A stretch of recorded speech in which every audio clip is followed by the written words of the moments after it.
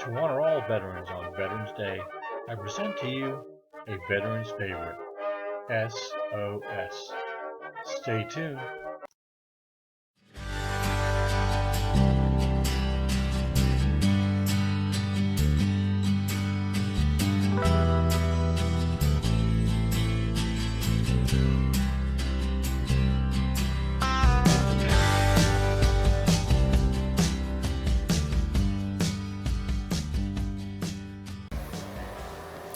Welcome everyone, I'm Mike the Stew Burner, and this is our Veterans Day episode.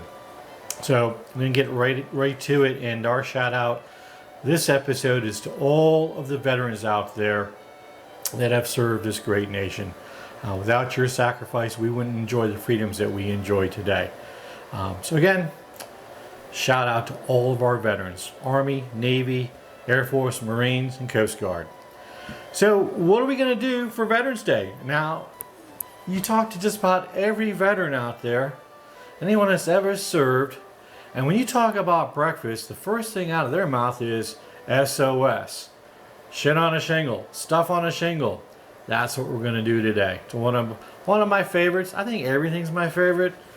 Maybe not liver, but anyways, SOS. Every veteran, you know, wherever you're at, we do some tailgates. We do some early morning tailgates at our Navy games, and one of the things that I've got to do is I got to either make sausage gravy or SOS. So I figured, hey, it's Veterans Day. We're going to do SOS.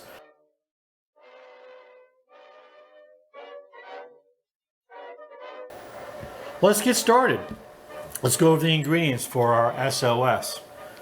First thing I have here is I have 6 ounces of dried beef. Now, let me talk about dried beef. One of the most important things that you need to do with dry beef is to soak it and to rinse it. Many people have come to me and said, "Oh, it's just too salty." And, well, the first thing you got to do is you got to rinse this. This is cured beef. It's cured in salt. And so you've got to get that saltiness out of it, or you're going to have that good old pucker factor when you go to bite into it. So I take it and I fill the bowl up like this with water at least 4 times, swish my beef around, drain off the water, fill it back up again, and I rinse it, like I said, at least 4 times to get most of the salt out of that. The next ingredient we have 4 tablespoons of butter, 4 tablespoons of flour. So we have we're going to make a roux basically. So I got equal parts of fat and flour, 4 tablespoons, 4 tablespoons. And then I have 2 cups of milk. So what we're going to do is I'm going to go ahead and start off by cutting up the beef here into pieces, and then we'll move on from there. I have my 6 ounces of dried beef, and I'm just going to kind of keep it into a stack like that, and I'm just going to basically put a slice on it. I don't want to chop this up into fine pieces. I'm just basically putting a very basic cut on it, making it into chip pieces. So I get that over there like that, break it up a little bit, and you could go with 3 ounces. I like 6. I like it nice and meaty. That's that. This out of the way. Stop.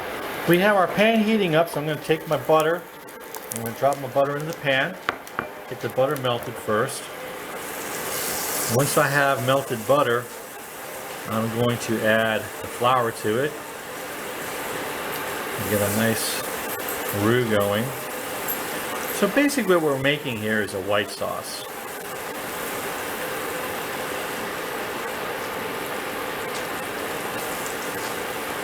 There are some people that will go ahead and actually put their meat in here now as well and then coat it with flour. It's not necessary. If I was making a sausage gravy or creamed ground beef, I would be doing that. I would be browning my meat, adding the flour, and then my liquid. So we get this melted off. I'm going to add my flour in here, and slowly adding the flour so we don't have lumps.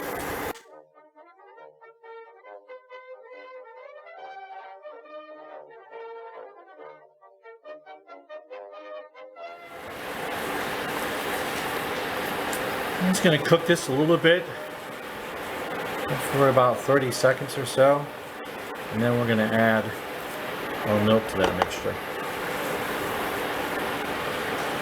Nice little roux going there.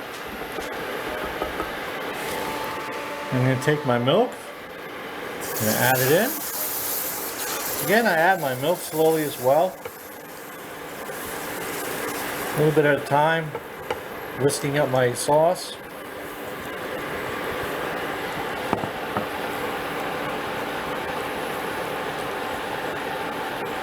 You see some lumps in there, but those will break up as long as I keep whisking away.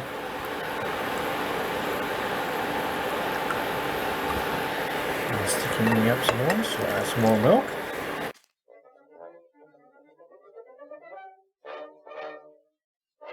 Looking good. Get a little more milk here. It is thickening up nicely. You see a couple lumps in there, but those will break down as I continue to whisk. And I've got just about all my milk in there. You notice I continue to whisk this sauce. I'm not just letting it sit.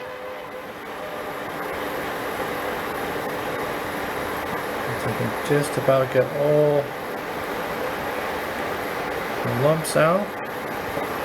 And I have about 2 more tablespoons of milk. And that should put me right where I want to be as far as thickness. Rule of thumb on your thickness of your sauces is that it should coat the back of the spoon. So what I'm going to end up doing here in a minute is getting a spoon out and just seeing how thick I am.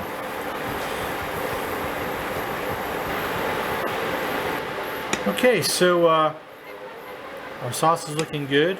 I've got a spoon out and I've put it in here, and obviously it's looking really good. It's coating the back of my spoon nicely. So only one thing left to do with this is to get the beef in here, and I'll probably add some pepper. I'm not adding any salt yet because there's still some salt in my beef. So we'll see how it comes out just by adding the beef and no salt. I use a low sodium chip beef.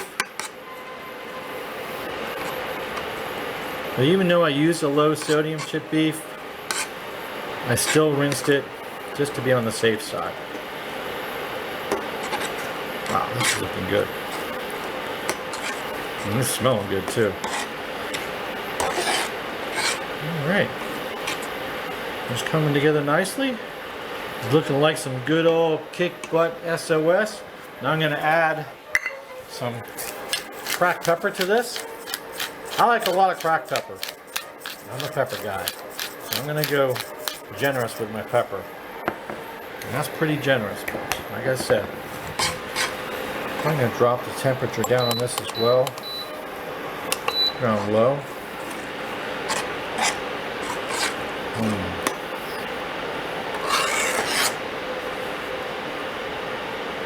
That is looking good.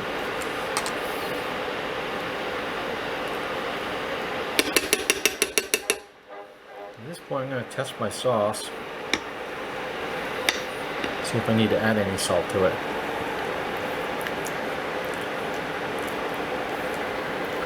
Maybe just a pinch. That is just about there. So all I'm going to do is add a pinch of salt to that, keeping in mind that everybody has a different taste, so you don't want to go too salty. People can always add salt after. Pepper too, because I'll probably add some more pepper to mine. There you go. Now all I got to do is toast up some nice bread for our shingle part of this, and we'll bring it all together. We'll be right back. Alrighty, so if this bread doesn't look familiar to you, it should. This is my go-to bread. This is my no-knead bread recipe, which makes awesome toast. So our SOS is ready to go. It's looking good, it's smelling good. So we're going to take our shingle and we're going to put our stuff, I'll be politically correct, and we're going to put that on our shingle.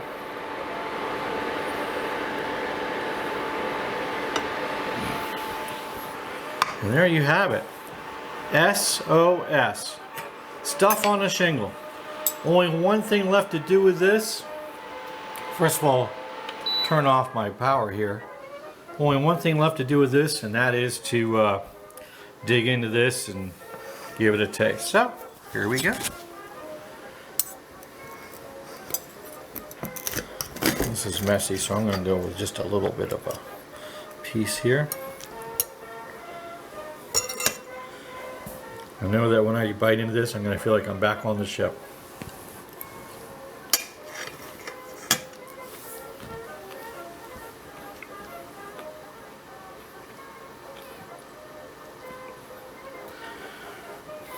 Turn 2. Commence ship's work. Underway. Wow. Well, I'm back in the Navy for at least a morning, and it's just as it's always been when I've made it. Absolutely perfect. And for all you veterans out there, again, hats off to you. Thank you for your service. So if you like this video, please like, subscribe, but most importantly share. Thank you, and we'll see you next time.